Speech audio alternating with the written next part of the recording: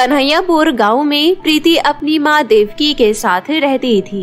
प्रीति बचपन से ही दिखने में बहुत ही खूबसूरत थी। उसका सुंदर रंग और चंचल स्वभाव सबका मन मोह लेता था। लेकिन बदकिस्मती से प्रीति जब 5 साल की थी तभी उसके पिता का देहांत हो गया, जिसके बाद उसके घर की आर्थिक स्थिति खराब हो गई।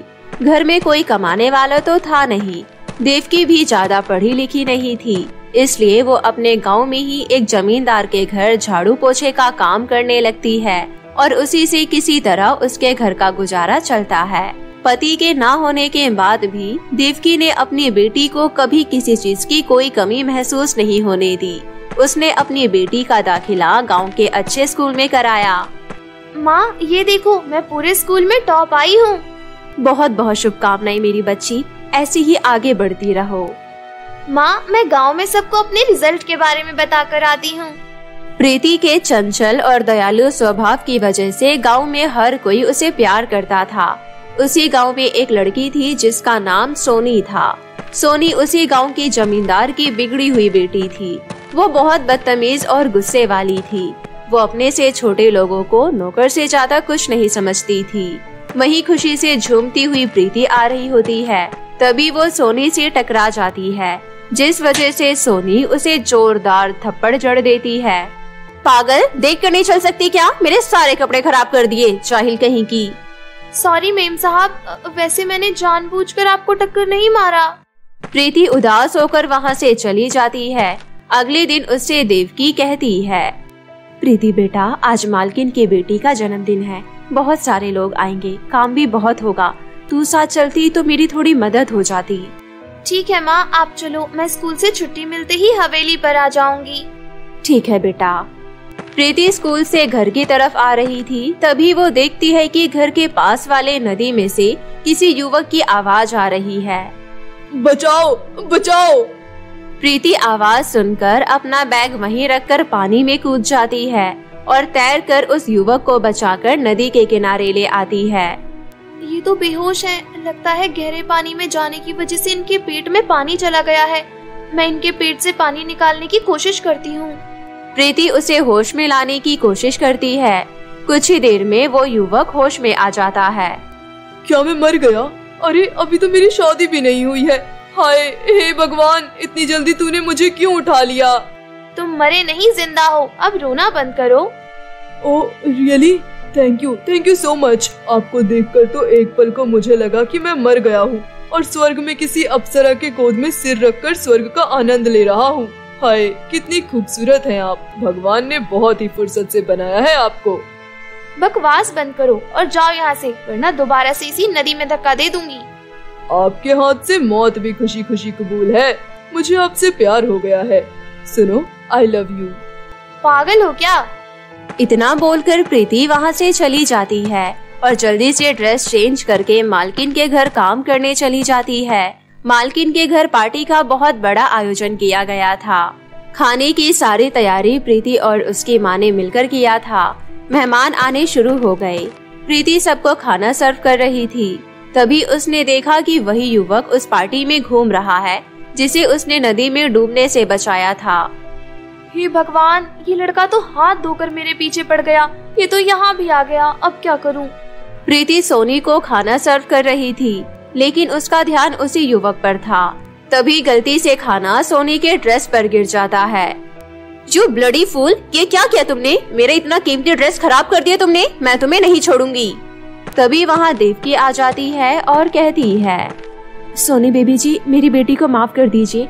मैं आपसे उसके लिए माफी मांगती हूँ। लाइए, मैं आपके कपड़े साफ कर देती हूँ। तभी सोनी गुस्से से देवकी को धक्का दे देती है। तुम्हारी हिम्मत कैसी हुई मुझे छूने की? दूर हटो, आई हेट पुअर पीपल। ये देखकर प्रीति सोनी को जोरदार थप्पड़ जड़ देती है और बोलती है, तुम्हारी हिम्मत कैसे हुई मेरी माँ को धक्का देने की?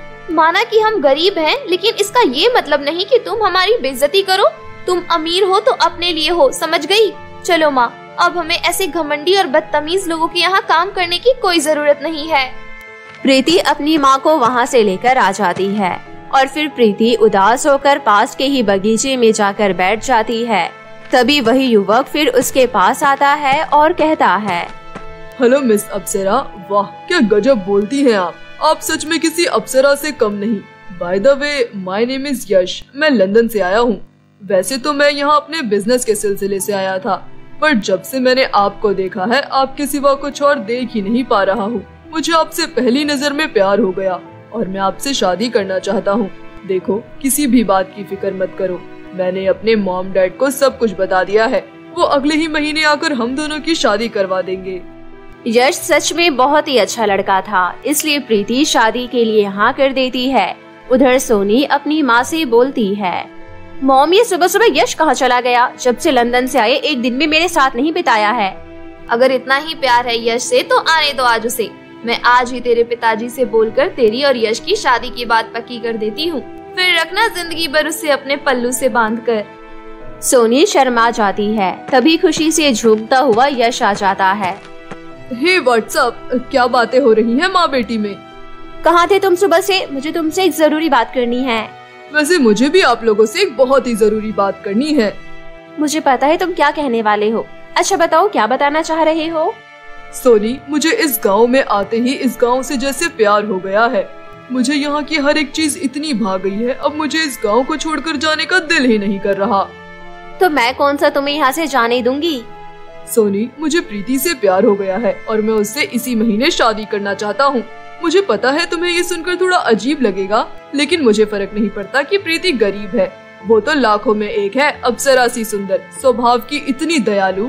अब तो बस मुझे उसी के साथ रहना है। ये सुनकर सोनी के तो मानो पैरों के नीचे से जमीन खिसक जाती है। वो गुस्से से वहाँ से चली जाती है। मैं इस प्रीति की बच्ची को छोड़ूंगी नहीं। इसने यश को मुझसे छीनकर अच्छा नहीं किया। अगर यश मेरा नहीं तो मैं उसे प्रीति का तो कभी होने नहीं दूंगी। बहुत अभिमान है ना प्रीति को अपने चेहरे पर, मैं उसे बर्बाद कर दूंगी। उधर प्रीति के घर शादी की सारी तैयारियां हो चुकी थी।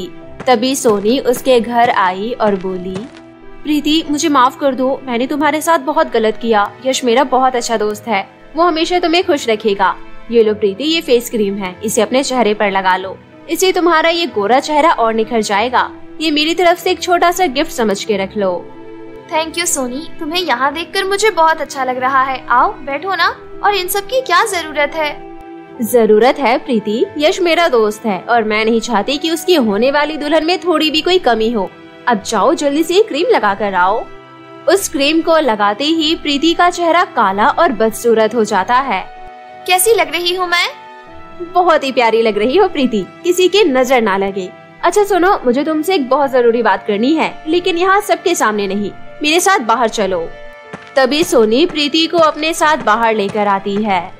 प्रीति मेरे साथ मेरे इस स्कूटी पर बैठो, मैं तुम्हें एक बहुत ही अच्छी दुनिया की सैर कराना चाहती हूँ। प्लीज प्रीति बैठो ना, हम जल्दी आ जाएंगे।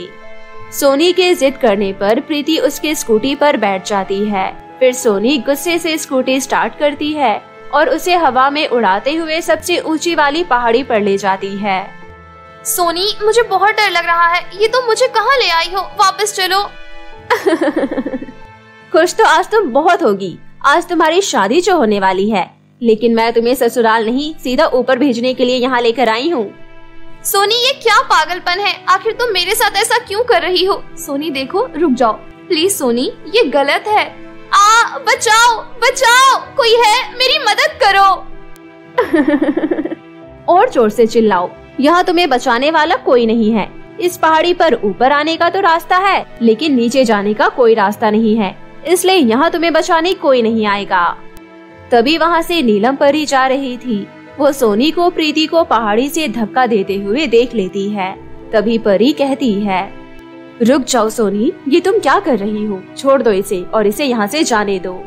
मूर्ख परी, तुम्हें शायद पता नहीं, इस पहाड़ी से नीचे उतरने का कोई रास्ता नहीं है। जो इस पहाड़ी पर एक बार आ गया वो सीधा ऊपर ही जाता है और इसका अंतिम समय अब आ गया है। तभी सोनी प्रीति का हाथ पकड़कर पहाड़ी से कूद जाती है। परी फुर्ती में प्रीति का हाथ पकड़ लेती है और सोनी से कहती है, सोनी अभी भी वक्त है, जिद छोड़ दो और अपना हाथ दो। मैं वादा करती हूँ मैं तुम दोनों में से किसी को कुछ नहीं होने दूंगी। सोनी हाथ दो। नहीं परी, अब नहीं, मैं जानती हूँ अब आप आ गई हो, आप प्रीति को बचा लोगी और शायद आप मुझे भी बचा लो, लेकिन प्रीति को तो आज उसका प्यार मिल जाएगा, लेकिन मेरा क्या? मैंने बचपन से जिससे प्यार किया उसे अपने आंखों के सामने किसी और का होता नहीं देख सकती। मैं जा रही हूँ, मुझे माफ कर देना प्रीति, मैंने तुम्हारा चेहरा खराब कर दिया। इतना बोलकर सोनी पहाड़ी से कूदकर अपनी जान दे देती है। प्रीति रोने लगती है।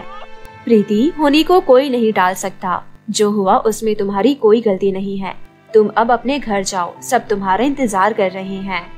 पर परी जी, इस पहाड़ी से उतरने का कोई रास्ता नहीं है। आप तो उड़कर कहीं भी जा सकती हो, लेकिन मैं यहाँ से कैसे जाऊँ? तभी परी प्रीति को एक जादुई उड़ने वाला गाउन और एक उड़ने वाला लिपस्टिक देती है। ये जादुई उड़ने वाला गाउन है, इसे पहनकर तुम आराम से उड़ते हुए कहीं भी जा सकती हो। और ये जादुई लिपस्टिक है, इसे तुम अपने होठों पर लगा लो। इसे लगाते ही तुम फिर से पहले की तरह सुंदर हो जाओगी। अब जाओ, सब तुम्हारा इंतजार कर रहे हैं। आपका बहुत बहुत शुक्रिया परी जी। इतना बोलकर प्रीति जादुई उड़ने वाला गाउन पहन लेती है और अपने घर आ जाती है। और जादुई लिपस्टिक लगाते ही वो फिर से सुंदर हो जाती है। उसके बाद यश से उसकी शादी हो जाती है और वो यश के साथ खुशहाल जीवन व्यतीत करती है।